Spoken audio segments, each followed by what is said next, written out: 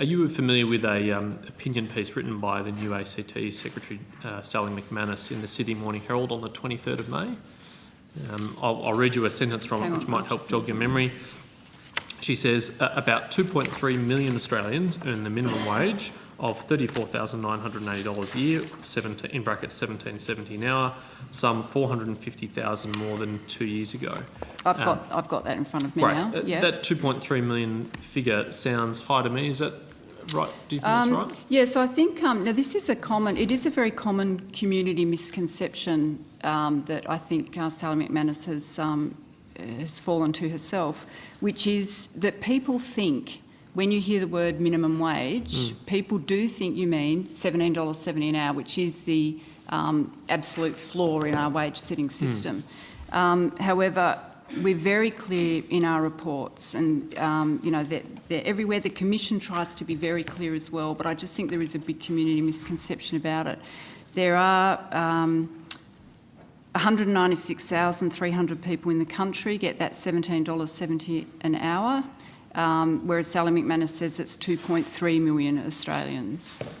That's a fairly big disparity. It is, and the reason is because of that community misconception that everyone who is on an award in this country, of which there are 2.3 million people, must be getting $17.70 an hour. So I guess if you don't look at the awards very often or you don't understand the award system, you might think it was $17.70 an hour. One would hope that the Secretary of the ACTU would be familiar with the existence of the award system, if not, maybe not the fine details of it? Well, I think with the 122 awards, there are around a couple of thousand different pay rates. So there are an awful lot of pay rates out there, and obviously 2.3 million Australians are spread around those thousands of pay rates.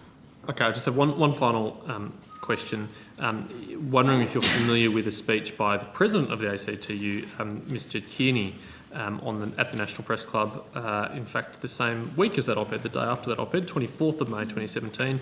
And she said in her speech, and I quote, "For 100 years we've had an independent umpire to oversee our industrial relations system. I mean, more than 100 years. And never in that time, ever, have they made a decision to cut people's pay, ever."